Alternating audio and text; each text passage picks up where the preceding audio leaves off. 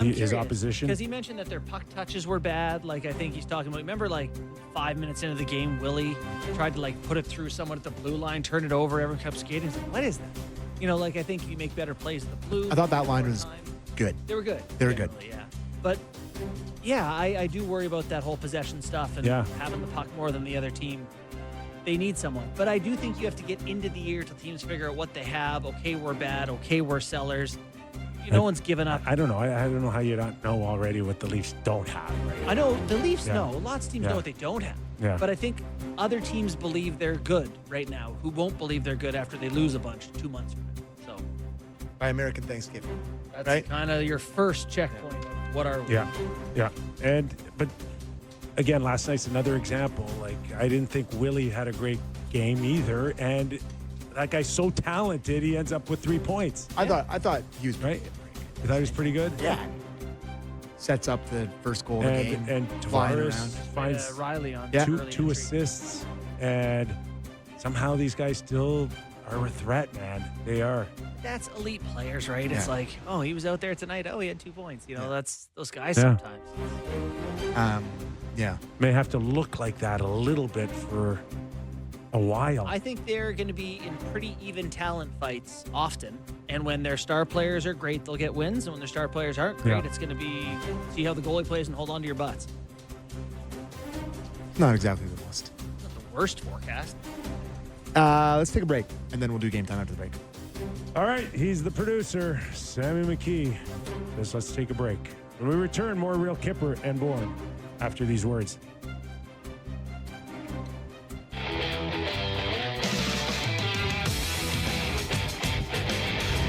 Welcome back to the studio. Nick Kypreos, Justin Bourne, and Sammy McKee, who's in a pickle. Oh, you are the worst.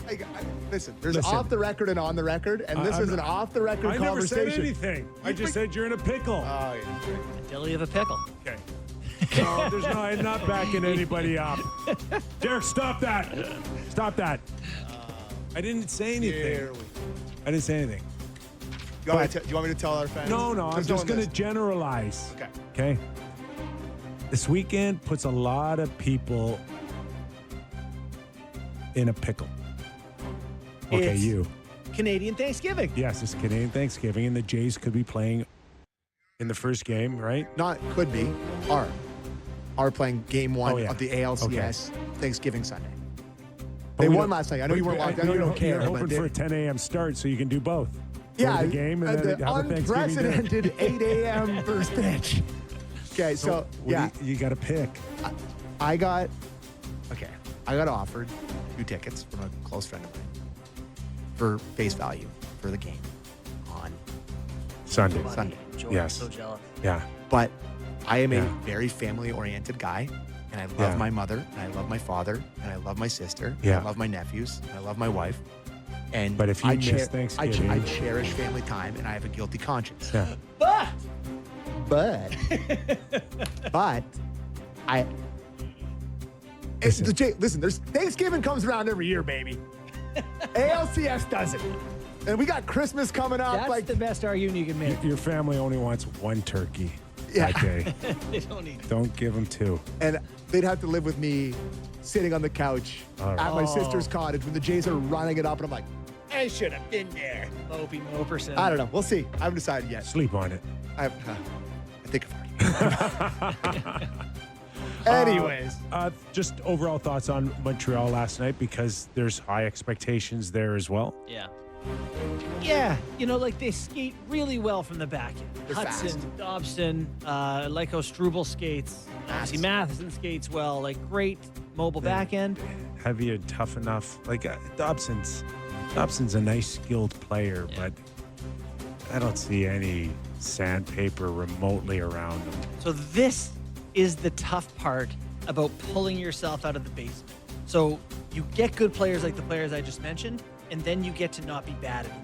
Okay, now you're in the games, wild card team, you're not a wild card, you're in that pocket of teams. And then it's like, then you start comparing yourself against the good teams. And it's like, okay, you're mobile.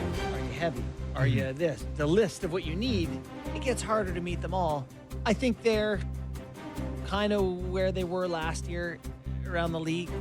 You know, like I don't think they've improved a whole ton. I know they keep people like that Bull Duke. Fine. Scored a nice goal last night. Yeah, Dobson. I'll tell you what, Islanders fans turned on him at the end of last year. That they turned him into 15, 16 overall. They got Atchison and whoever else. People are very happy. So there's a reason. Dobson's good. Patrick Waugh wasn't a fan. Yeah.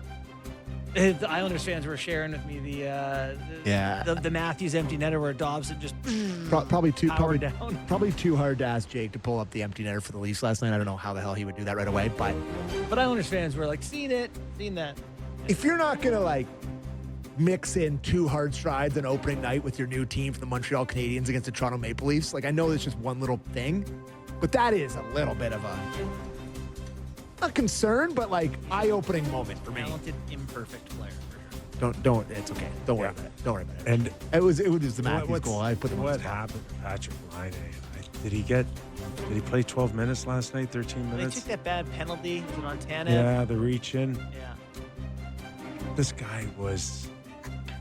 He was Matthews. He was Matthews. He was one of the fastest scoring young guns in recent history. Shows you how much is up here, man. You know, and like it just that it's hard to do it. What? No, I just got a hilarious text from my nephew. So it's my birthday, so I'm getting a lot of texts. I'm getting a lot of texts. So. Yeah, I'm getting a lot of texts. Thanksgiving, Yeah.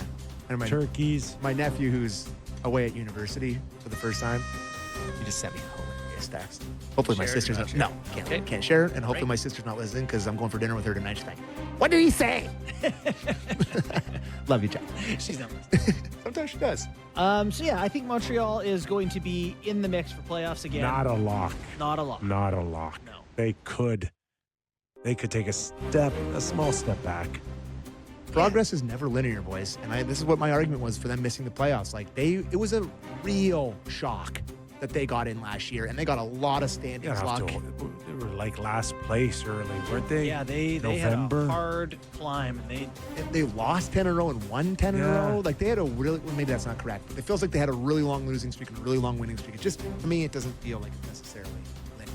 we'll see. Like if Demidov can take a real step. By the way, that's the one that I will say I may be a little different than some people because people love Demidov, and I think his ceiling is incredibly high as one of the least most talented players. You could see like the multi gears that he has to. Dude, to his shimmy last night that his he shimmy. cooked Nylander on. Yes. Whew, he is, but I am a little hesitant about giving him the Calder Trophy. You know, he got into playoffs last year and was very quiet.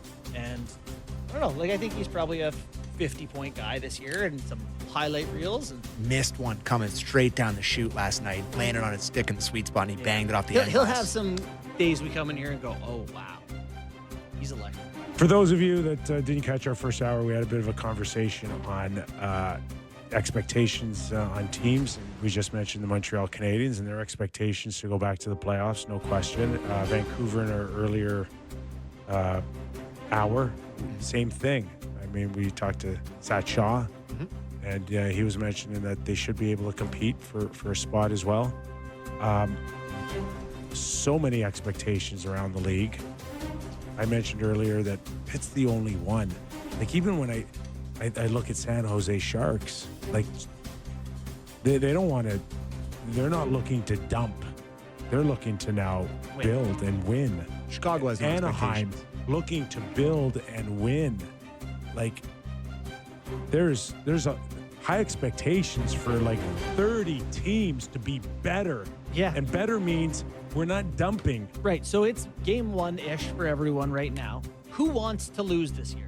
Pittsburgh, we think, wants to Yes. lose. Boston, I think, would prefer to lose than win. I don't think so. Okay. I think They spend a lot of I money think- on good players.